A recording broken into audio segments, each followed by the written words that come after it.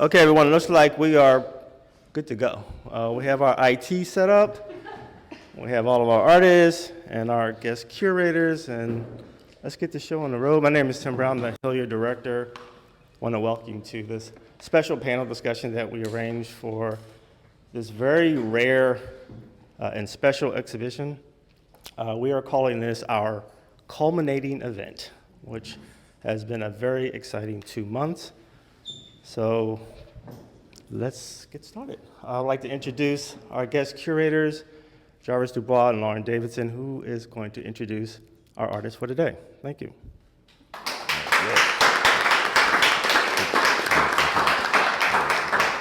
Hello, hello. Can you hear me? Okay. Thank you all for coming this afternoon. Thank you, Tim and Cassandra, for assisting us with the programming here. It's been rich program we've been able to do for this exhibition, The Ties That Bind. So I appreciate your participation and being here today for this, which should be a really engaging talk. And I want to keep this really conversational, more casual, and I also want to allow the artists to be able to ask questions of each other too. So I want to kind of flow with it. And I'm Jarvis Dubois, I always forget to introduce myself, and curated the exhibition here with my co-curator, Lauren Davidson, to my left. And I'm going to basically introduce, and you can kind of give a short bio, if you will, for yourselves. This is Bria Edwards here at the end, Lisa Brown, Paula Mans, Austin Miles, Wesley Clark, and Charles Jean-Pierre at the end there. So let's start. Bria, you want to start to kind of give a little, and I want to start with this prompt too, actually, as you introducing yourself. Thinking about the title of the show, The Ties That Bind. When Lauren and I approached you about the exhibition, what your sort of initial thoughts were about that, and how you came to present the work that you did for selection for the show. We can start there. Hello, everyone. Again, I'm Bria Edwards, and the piece I have for the show was on a Sunday afternoon, and I think that piece, or a lot of my work, is really a culmination of kind of everything that I have learned over the past years in my education in art and just my practice in general. And I've worked at a framing shop. I've started photography and just painting and graphic design. I do a little bit of everything. So I think I take a little bit from all that I know in those practices and kind of just combine them all in my work, just depending upon the image or whatever I'm trying to convey. It kind of depends on what I'm insinuating, like in the actual piece. Why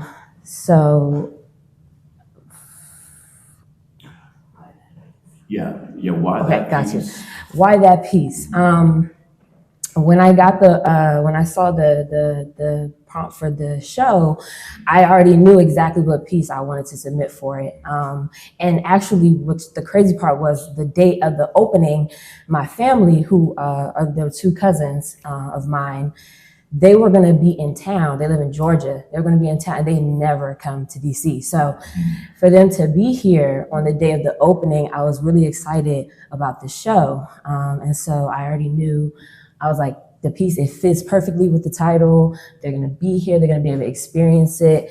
Because for them too, a lot of like the artwork, a lot of people experience online or in pictures and stuff like that. So for people to actually get to experience it and see themselves in this space and see how much everybody enjoys it, it was a really special time. So I was really happy to be considerate for this show. Thank you for participating. And you answered one of my questions I had later, who that group was, who those women were. So now I know they're cousins. Yeah, okay, yeah. Okay, Lisa? When I was approached about the show, I had just got finished actually shooting this particular project called Legacy. And I shot it without having any long-term goal with it, honestly. It really just came to me really hard about parenting and family and community, and how that very much so ties back what you do in your house.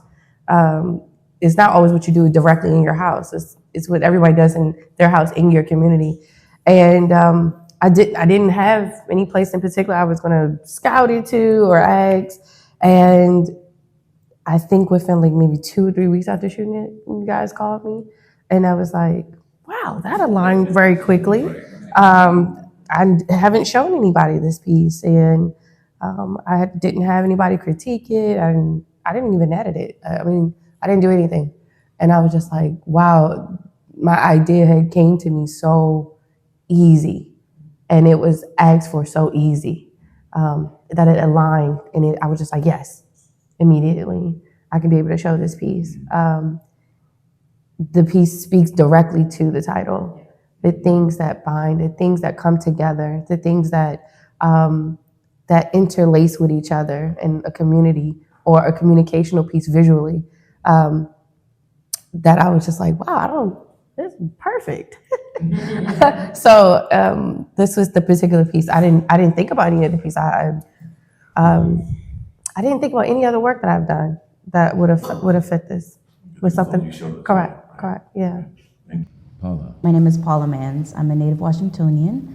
And these 3 pieces, My Brother, My Mirror, Black Star, and Red Woman, are my pieces. And I think on like a philosophical level, the title, The Ties That Bind, really connects to my practice. But I think each of these pieces are kind of my way of processing experience and perspectives in an introspective way from what I experience, and also projecting that out into community voices and collective experience. And I think that the process of collage is really a binding, it's deconstructing, reconstructing, fusing parts, disparate parts that seem like they don't connect. So that really connects to the ties that bind in a physical way, right? The tactile way, the tactile process of collage, but also I think that collage is also emblematic of the diasporic experience, right? It's people who were forcibly ripped away from culture, from physical location, separated by time and space. But as a diaspora, we are living memories of what came before. And these echoes that appear through culture, through religion, through language, through phenotype, right? This is all the ties that bind all of us. And I think that's really reflected in not only the pieces that are here, but also my artistic practice. Again, brief introduction and thinking about the title and how you presented the work that you did for selection. All right. Well, hello. My name is Austin Miles. I am a Richmond-based artist, originally from North Carolina, currently located in Baltimore. So that is me. I'm a painter, I'm a public artist, designer, muralist, and my piece is Water Dancers Part 1. I was really excited to submit this work to Lauren and Jarvis to be a part of Ties That Bind for several reasons. So Water Dancers Part 1 is a part of a 3-painting series in which I am really diving into the concept of freedom and truth. And so like with this work being about like really trying to unpack what freedom is for the individual. You know, what does that mean in 2021, 2022? These works were painted in 2021. And so, in thinking about the ties that bind, I started thinking about connection, but also like holding, you know, like things that can be restricting, and thinking about freedom and the lack thereof and how we obtain that through conversation and connection. And so that's what my work is about. And so I'm excited for it to have a second life. This work is shown before, so for it to show here in DC as well as a part of the show, to continue this conversation. Thanks, Austin. Moving on to Wes. Hello, everyone. My name is Wesley Clark. I'm based out of Hyattsville, Maryland, with a studio just down the street in College Park, Maryland. My piece is God Speak, and in the other room. And as far as how we got to be here in this part of the show, when I first read the prompt, I knew there was probably 2 other pieces that were already made and could fit, but I'd recently shown them, and I had this one that I knew was in progress, but I knew it had ways to go. And so, long story short, just kind of going back and forth about what it would be about, and in terms of, I knew it was going to be around the idea of God's language and God being, the creator, and literally the ties that bind, communities and thought and everything. And so for me, it was very simple and very quick, much like Lisa was saying, as far as how, knowing which piece and how it could relate. And so, yeah, it was very, it was exactly what the prompt was in many ways. So. Here. And Charles, last but not least. Hey, good afternoon. My name is Charles Philippe Jean-Pierre. I'm a Haitian American artist and educator. My work is a quantum understanding of who we are and where we're going. I think it was a mutual kind of process of elimination as far as works I had available at the time. This is a work I originally did in Istanbul as a mural. No, Montmartre, Paris as a mural, and I redid it smaller as a study. And this one is called Cultural DNA. Of course, DNA binds us together. So I think the title was fitting. And on the other side, opposite of Wesley's pieces, As Above, So Below, and Solar Consciousness. So where we are is below right now, where we're going is above. I really pushed for solar consciousness to be part of the exhibition. I think we had room for As Above, So Below originally, and I thought that the triptych really told the whole story. So I'm happy to be here. Thanks, Charles. And just briefly, to give a little bit more background about where the ties that bind even conceptually came from, this exhibition was done with the support of Millennium Art Salon, which is a local DC area group for which Jarvis sits on the board of directors. And Mel and Juanita Harvey were really the inciting forces of this organization. And in thinking about how they've supported the arts community here in DC, Jarvis and I sort of put our heads together about, they really keep us grounded and tied together. And out of that grew, the ties that bind. Well, what else ties us together as a diaspora? And we started thinking about beyond familial and friendship ties and cultural ties, spiritual ties, political ties. So that's sort of where the concept grew from. And all of the work that you see speaks to that, as we just discussed. And this first gallery is really speaking to familial and friendships and cultural, political. And as you walk into the next gallery, that's more the spiritual space. So that was the way that it was intended to flow. And that's just a little bit of the background. Yeah, no. Thank you for that, Lauren. I failed to mention that. And the fact that I'm on the board, Millennium Art Salon, so they would be upset with me.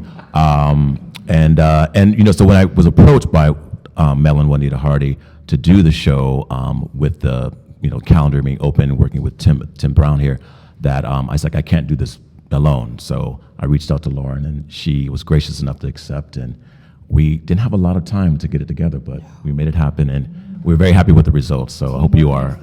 Yes, for sure. Thank you. Yeah. So with that context, now let's get into sort of the particular specific choices you each made in the work that's presented here. Like, how did you, thinking, and I kind of grouped this, thinking about this just this morning, sort of groupings that kind of make sense to me. Hopefully they will to you. Like Lisa and Bria and Austin's work, looking at these familial, the family, the friendship groups. These are cousins here, and Bria's painting here. And I wanted Austin to talk a little bit about the water dancers, who those people are in the painting there.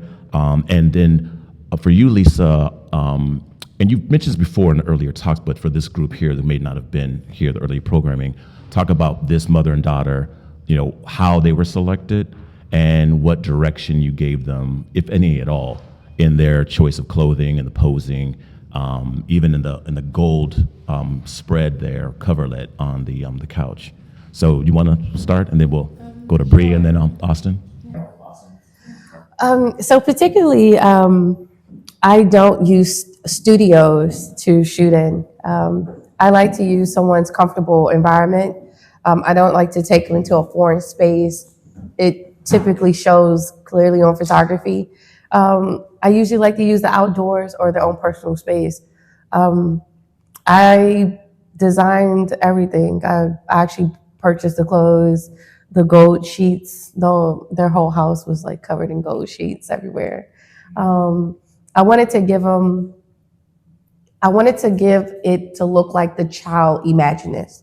Like a child had a wonderland of playing with their parent. And the reason why I picked these two is because of how she parents her child. How she parents her child is very unique within our community. A lot of people who are probably below the age of 45 are usually frowned upon how they parent their children. It's a different generation because you have to raise your child to be in a future society. You are guessing what your child has to endure. You are taking a guess of how to prepare them the best way as an adult without you directing them what to do. And she is an exemplary person that I know who raises her child in such of a being that people are typically, and I say this as nicely as possible, are very usually jealous of how she gets to parent her child. And I really had to sit back and do some research about being emancipated does not give you a right to your children in America. And for a very long time, as a Black parent, you had no control over the child you gave birth to. You were not allowed to be their parent.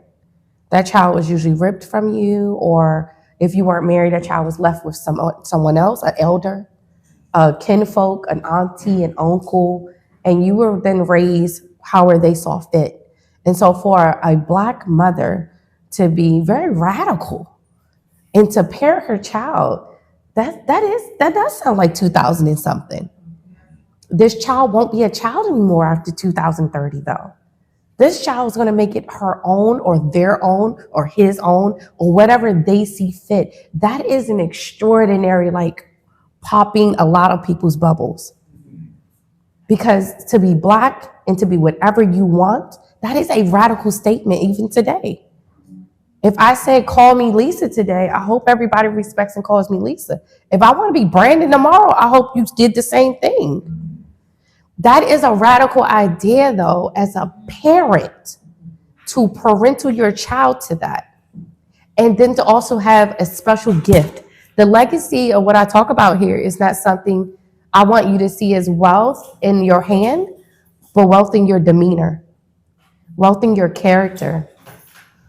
Wealth why people want to be around you because of that light they see, that people have generationally given you such a gift that's so rich, people want to be near you to get a little bit of it.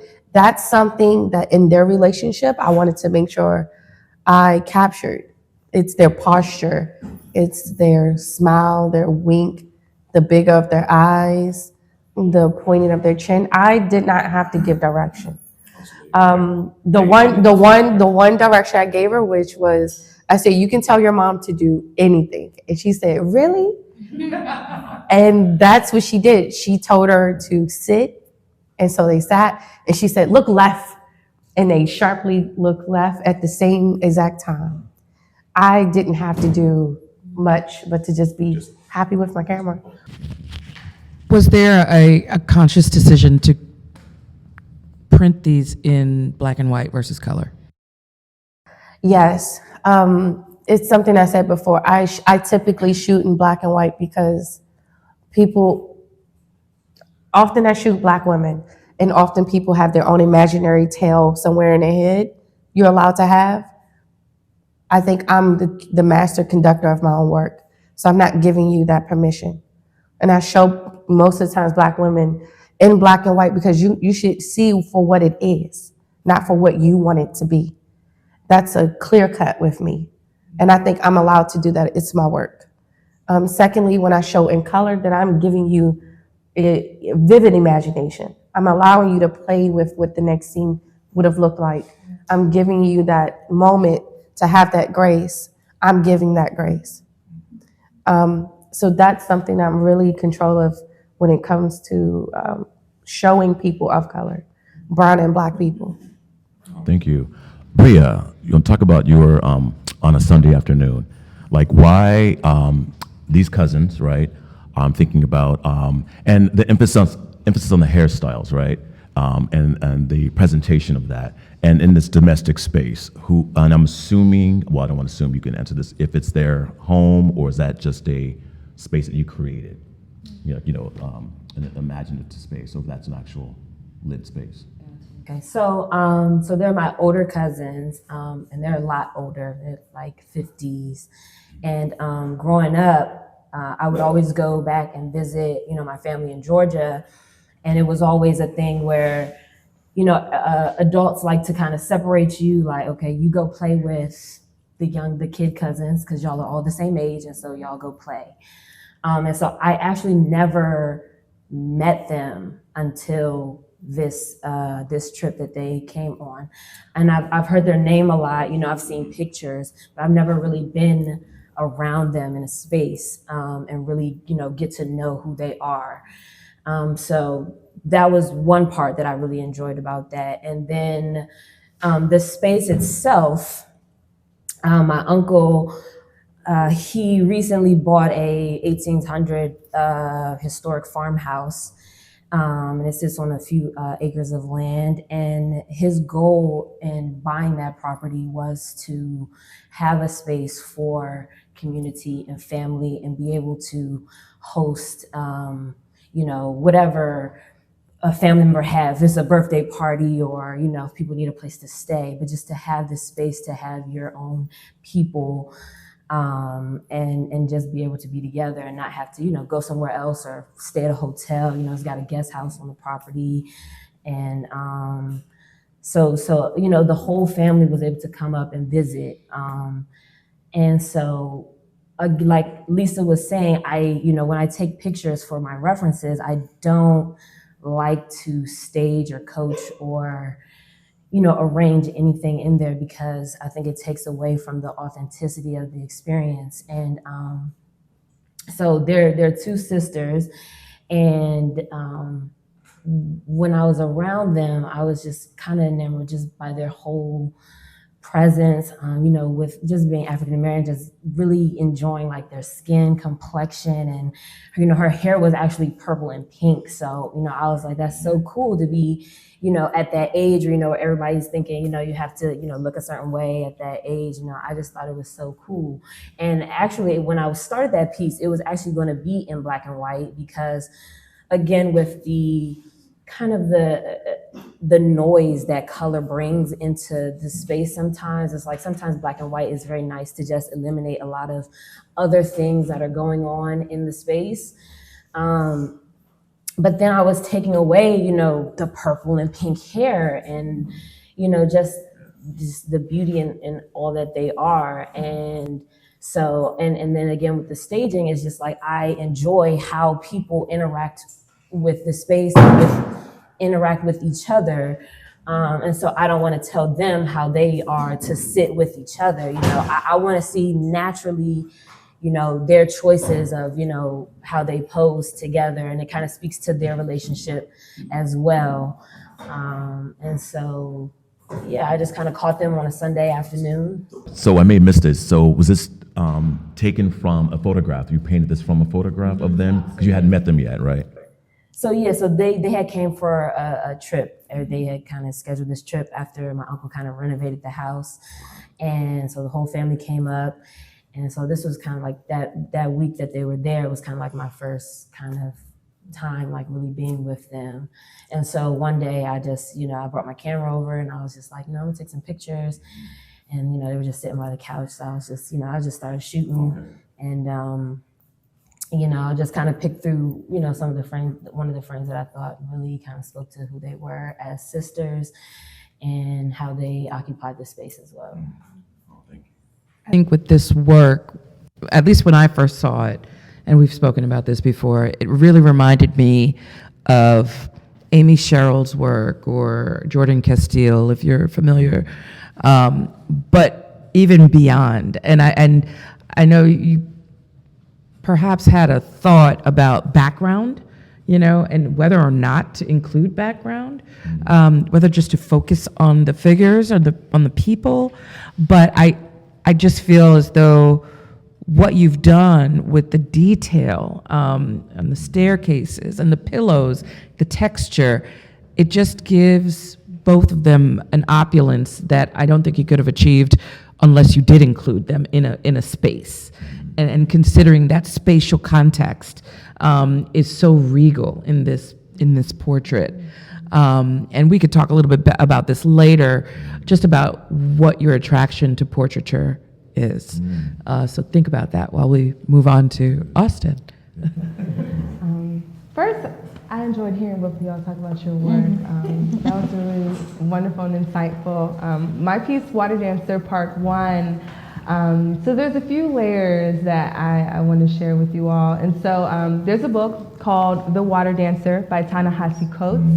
And at the time I was reading this book, I had read it 3 times, and it really changed a lot about what I thought of the Underground Railroad, what I thought about myself, about Black Americans here in the United States. And spoiler alert, sorry, there is this concept that is talked about a lot in the book called conduction. And in the book, conduction is like this mystical power that only some have, to not spoil it too much, but and it's used to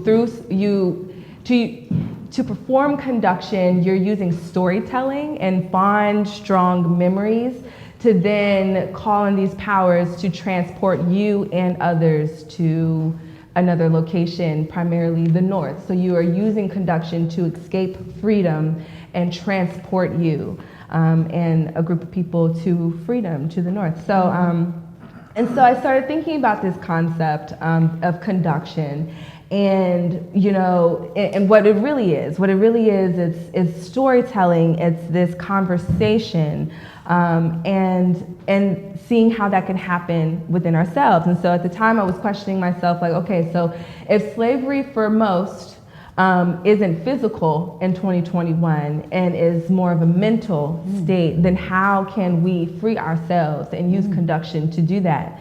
And so I started thinking about conversations around conduction and around truth and freedom. And so what's happening in this work, it's a conversation between Nad Harvin and Arcata, and they are 2 artists based in Virginia. One of them is Richmond based, one of them is Newport News based. But at the time, we were part of an artist workshop collective at the Contemporary Arts Network in Newport News. And so I asked them to have a conversation about a truth that they realized that changed their perspective. And so what was going on was we had these 2 individuals who were then walking around the room. I did provide some instruction though. I asked them to keep moving as they talked, and to allow whatever they were feeling to fully express it. And so that was the instruction that I gave. And so they kind of were in this conversation as they were moving around the room. And I recorded the conversation as well, with audio. I audio recorded the conversation as well as documented through photography while they were having this conversation. And so what ended up happening is you have all of these, I had this collection of like photos and sound where I'm seeing them move and being very expressive, but also having these very different points of view about truth, and how those kind of came together. And so what I was realizing through this work is, truth and freedom, it all starts with that conversation, right? Like, how do we free ourselves? Maybe these conversations are conduction, because if you're changing your perspective, if you're realizing a truth, then you are in some ways free from what was binding you before. You've moved into this other space in which you no longer believe that to be true, for whether it's something that was holding you back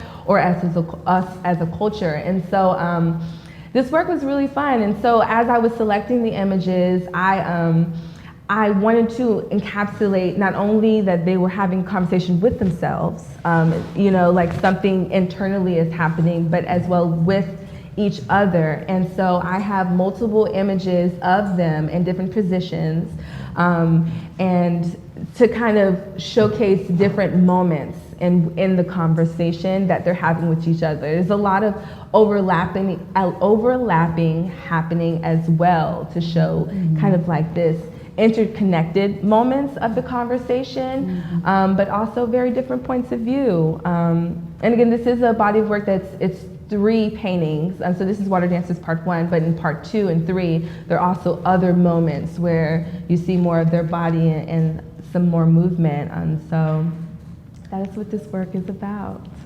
Water dancers, what's interesting about water, water is a conductor as well, but also like in the book, again, spoiler a little bit, sorry Jarvis, but conduction has to be performed in a body of water in which you were standing, and and so which is fascinating because we came over on this water, and so in a way we were conducted over here. And so it's interesting that we can use this water to also free ourselves as well. And so there's something really interesting in that. But also they're dancers, and so like what was happening is like this. They were doing this somewhat of a dance that is that this circular truth freedom dance that was really just a conversation. So like I was interested in those concepts like water and dance, and then also freedom and truth and how they're all kind of interacting. And so this is the exploration, this is the explorative work in which I'm still there. I don't know the answers, and we didn't figure them out in that moment, but the conversation had been started, No, I love how you're showing that, the sort of like the physical movement of the people, right, dancers, but also movement of water, right? It flows, it's energy, the elements of it, yeah. So no, thank you. We're going to segue to Paula, and something you just said made me think of it. You said the water, I was thinking Atlantic, and something you said in the talk you did at the Yard just the other day, Gia Harewood's curator here, and that really, it stayed with me, this idea of a mirror in the Atlantic reflecting what we consider the West, quote unquote, and the East, United States of America, the continent of Africa, right? And similarities, but then also the disconnects in cultural presentation, spiritual practices, but also the common threads, commonalities there too. And it's a little bit different than, a little off topic of their work here, but I wanted to think about this idea. We'll start with the twins here, the brothers, right? My brothers, my mirror. And then when you brought that point up about the mirror, I was like, that was fascinating, this idea of like how we, the diasporic people are mirroring each other in a lot of ways, right? Can you talk a little bit more about that, and then talk about the piece itself and your choices of the material there, and who these, I'll let you talk about that, who these people are, who these individuals are. I have twin brothers, younger brothers, and I think that twins reappear a lot throughout my work because of the impact of not only my relationship with them individually, but more specifically the dynamic between the two of them, because they really are a huge source of protection and understanding, and they have this very symbiotic relationship, and it's completely separate from all the other relationships that they have with others in our family, and it's a very tight unit. So earlier works really explore, I think, more specifically that relationship in reference to my brothers, but I think this piece is a departure of thinking of twins in a more philosophical way, thinking about twins in terms of the New World Blacks and Old World Blacks, if that makes sense, right? Blacks of the Americas, people who were brought over through the transatlantic slave trade, and those that remained, thinking about the Middle Passage more than just being a source of violence and pain and separation, but what if we could transform that into a source of power? Water, as Austin said, is such a powerful life force and energy giver and mystical in a lot of ways. We know more about space than we know about the ocean, okay? So also that's in just a separate ideological way, right? But if you think about how can we transform something that was so violent for us, the Middle Passage, the Atlantic Ocean, and turn it into a source of power? And if we can turn it into kind of a mirror so we can reflect back on each other, because it's a huge divide, I think, between Black people of the Americas and Black people of Africa in a lot of ways, but there's so much that connects us. And I think that's what's so powerful about this moment in the art world, that there's huge representation of West African artists now. And I think because of social media and everything, there's more of a dialogue and a discourse that's happening between African artists and African American artists and Black artists from all across the Americas. But how can we push that further and not just talk about what connects us, but how we reflect each other and we are a reflection of each other. So I think this piece is really, there are two figures that look almost identical, but there are ways that divide them in certain ways, certain features, expression, maybe the emotion that they're conveying, but they're a continuum of each other. So how can the diaspora really turn into a continuum, not just separated by physical space and time, but how can we continue to reflect each other and build upon the power through those connections?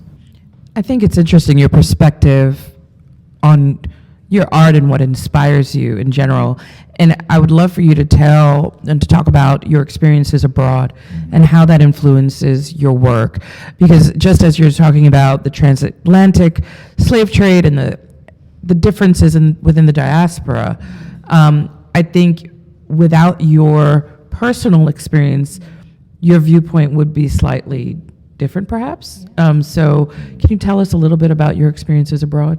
Sure. I lived in Tanzania from 3 to 6. My father worked for the World Bank, so we moved around a lot. And that experience really marked my identity, because when we moved back to DC, I thought I was Tanzanian. I was like, y'all are American, I'm Tanzanian. So there was a process, huge culture shock for my family when we moved back, my brothers and I specifically. And then I went to majority white private schools here in DC, which was very jarring for identity formation for me. I think that I felt constantly at the margins and that I never belonged in those spaces. So leaving predominantly white high school, going to predominantly white college, and then graduating, I moved to Brazil, to Salvador, Brazil, which is the American stronghold of Black ancestry, okay, of the Americas. I mean, the city is 95% Black. And I think being there, despite the fact that I had never really spent a lot of time there, I did not speak Portuguese when I arrived, there was such an immense feeling of belonging, which is bizarre because I'm a native Washingtonian, but being in Washingtonian spaces, I never felt a member of that space. I'm going into this completely different reality in every sense, linguistically, culturally. I felt this is where I'm supposed to be. So I was supposed to only be there for 9 months, turned into 10 years. My dad was not that pleased, but just the strength, I think it mirrors and echoes, you're gonna hear that a lot from me, but I feel like echoes from my childhood of things, foods that I ate as a child living in Mozambique and in Tanzania, even though it's a separate part of the continent from the diaspora, right, in terms of the slave trade. I think that it was very impactful for me to eat foods made with palm oil, to hear people speak Yoruba in religious circles, to have imagery of gods and goddesses, of spiritual entities that looked like me. It was a very transformative experience for me. So I think that echoes of that appear throughout my work, and I think that's what's my fascination with collage. It's figurative collage, it's emblematic of that experience, right? There's so many different people separated by land and space, but we're still connected through these echoes of ancestry and of culture. And so collage is really a great tool for me to explore and process those experiences and try to create something visually that represents that concept. Yeah. No, go ahead. Thank you, Paula. And I think along those same lines, and also what you were speaking about, Austin, it just made me think about the second gallery, where the spiritual aspect of what binds us as a diaspora, especially, and it really, I actually want to start with JP, Charles, because if any of you are familiar with Charles's work, the pieces that are included in this exhibition are so different than what we've seen exhibited before. And it's, for those who are not familiar, his work can be either figurative or abstract, but definitely not black and white, and definitely not pale, muted, neutral colors. And so, Charles, I just wanted to talk to you a little bit about, or have you talk to us a little bit about that and your palette decisions, but also cultural DNA, which that struck me, and I'm so glad we were able to get this piece into the show, because I think despite all of the things that we see here as something that binds us as a culture, as a people, cultural DNA is oftentimes the thing that you carry with you that you don't know you carry with you. And so if you could talk a little bit about that as well. Sure. A colleague, a friend, a mentor of mine, Johnny Best, we attended Howard together, in fine art. He's like, JP, you fine, you a colorist, you got color on lock, you good. I was like, I don't want to just depend on color. I want to just be a good artist, not a good color artist that uses color. I wanted to make my mark. I started traveling and I started doing these wheat pastes that you print in black and white. And I did one in Reykjavik, Iceland, one in Istanbul, and one in Paris. I spent the summer just doing graffiti. And this one, Cultural DNA, was in Montmartre, Paris. It was printed 3 feet by 6 feet, 3 feet by 6 feet. Put it on the wall, spray painted black on top, spray painted black in the black areas, white in the white areas, right? So it was really an economic thing too, with like travel. I couldn't travel with big art supplies. I just packed my bag with the rolls of paper and then bought spray paint in the different countries. And Norman Lewis talks about the entendre a lot in these pieces. Actually has a woman's face. It's the left profile of a woman's face, if you guys look. And then on the right side of the painting is I'm sure I'm butchering it, but Amaze, what we call Berbers in North Africa, their chest plate, a woman's breastplate. And so they're side by side. So if you have the brain and the heart side by side next to each other, I think that's like, my work currently explores portals and stargates. I just posted this morning, ironically, that my mother, she's my portal and she's my stargate. She's who I entered this physical realm through. And this piece is a depiction of the heart and the mind of a woman. And then the ladder going up is off of the canvas or out of the canvas is just kind of like that elevation or that connection to the heavens. So from her right eye up and out, and then the boxes on the right side just kind of represents like the physical box that we're in right now. So like women have the vision that allows us to see higher. So that's that piece. And lastly, Wesley Clark, we want to talk about your installation, God Speak. It's 2002. Like you said, it was a sort of a work in progress as you were still fleshing out the number of pieces that you would include in it. So this was like, I think for me, a very challenging piece, like not the physical installation, you did that, but just sort of thinking about the concept of it and how you chose to visually represent this idea, the infiniteness of God's knowledge, God's knowing and doing, and the omnipotence of God, right? So please talk to us more about that. Like how you came up with the concept of that and how you chose the mediums that you did and the physical representation of that. So I think first when I think about it, I'm thinking of, when I say God speak, I'm thinking about speak from I guess more of a noun than a verb, being a thing. So God speak being essentially, this is like a visualization, a visualization of God's language, all right? And for me, that's the question, like, well, what does that look like? And I think that alone kind of opened me up to this vast, possibilities and ideas and directions. And so automatically, it too must be vast, right? And so, even now, while it's up, I think of this almost as being in its, first phrase, so to speak. I could say phase also, but specifically phrase, kind of keeping with language. Yeah, so the concept kind of came about like again, thinking about what does that look like. And I remember seeing Braille, and as a sighted person, seeing Braille is just it's an abstract language to me. And but the idea that you read it through your fingers and and the feeling, that's I see through my hands a lot as well, right? And so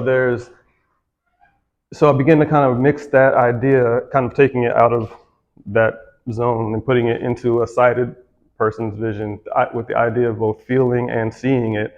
It has this coded kind of concept to me, and as in again on the foreign language, and I just kind of picture like what does that look like and feel like when you God just creating and moving and talking through these a visual and physical code. And so that's kind of where the structure comes from. And I was in so I was in here yesterday and realized like if you when you step back and look at the piece, you can kind of begin to see it now. Like once someone says Braille, or coding, you can kind of begin to look at it from that realm. But even if you blur your eyes just a bit to kind of flatten the depth, then it really can kind of pop out for you a bit as well. Which is what I was doing and having fun, just blurring my eyes walking around the gallery. But yeah, so then of course, this concept for me, obviously this is in its first phase. I can see this being 200 feet long, right? It's 16 feet now, but there's so much more that's coming. And so as soon as I actually installed the piece, I was actually somewhat disappointed for a while. And well, I think I realized that it's just like, oh, I thought I was done. And it's like, no, like dude, you got a whole lot of work to do. And there were things that was like, oh, I wanted to do this, all these various things because it's, it's God speak. How do you stop working on that? Like how we can't, create in that way. And so, but anyway, so then on many sides, and mind you, I'm still working through my own thinkings around this piece. As it's like I said, it's still in the process in the studio now, more phases of it. And so the shape, for instance, using the triangles coming off the wall, I was beginning to kind of think about sacred geometry and triangles being one of the strongest geometric forms, right? And thinking like, how did that play into it? And excuse me, and then I'm layering of the paint and peeling back layers so that even when the surface is scraped, there's still more below, and each piece unto itself is vast in terms of just the nooks and crannies of the piece alone of each one. And so just thinking about, again, that being an idea of vastness, of expansion, of even when you think about our own selves, like we look so different, but yet, I mean, the structure of our body, like we're all the same practically, right? We're just, I forgot what the percentage of difference is between us, but it's so minute, but yet in that minute, like we're vast, right? And so, and then that goes on to nature and other things. So, yeah, it's kind of hard to speak about because I almost start falling into this hole of concepts and what have you. But yeah. No, thank you. No, thank you for that, Wesley. Yeah. And I have been asked a few times about the use of about the shape. So I'm glad you spoke about that, but also the use of the metal, the nails, and other elements that you're adding to it. What is that? Just another type of braille in a way for you, like another texture, another. So yeah, so tactile? in particular, the adding of the metals. Well, one, another element of in God and on earth that of God that we have been manipulated and made into these forms, what have you. But also borrowing from the Nkisi and Kandi power dolls and their whole meaning and such. And so that just integrating another spiritual element to it. And there's also this idea around, which I didn't really think about till just now while we were sitting here talking, this idea of like claiming God and claiming God for yourself. And because in conversation with others, like, oh, well, why didn't you do this? Why, you could have done it this way. And it's like, yeah, I could have. You can, but this is my God speak, Yeah, exactly. There's a personalization to it, but also what you just said actually stuck with me as well. The cultural DNA, whether you recognize it or not, there is a familiarity that I find that when people look at it, there's a connection there. And in my work of late, that's really what I've been trying to dive into more, is that connection both with myself and being more expressive of myself and how I'm feeling in particular. Versus, a lot of my work previously has been more, I guess, conceptual based, kind of speaking to a specific idea around, social, economic issues, what have you, where it's been less of a emotional based, output.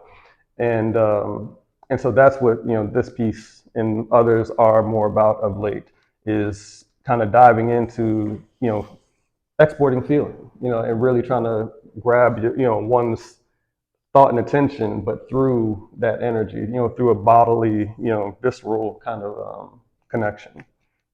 We have really enjoyed this this run. I mean, this exhibition has been so powerful and has touched so many people. And Jarvis and I know I can speak for Millennium Art Salon, and I'm sure all of the artists here and those who are not here, in saying what a wonderful opportunity this was to just share stories and share how the ties that bind affect our lives. So we will be around afterwards if you have a question, and also to let you know that many of the pieces here are actually for sale, not through the gallery, but if you have an interest, please speak to Jarvis or myself. And thank you again. Yes. Thank you.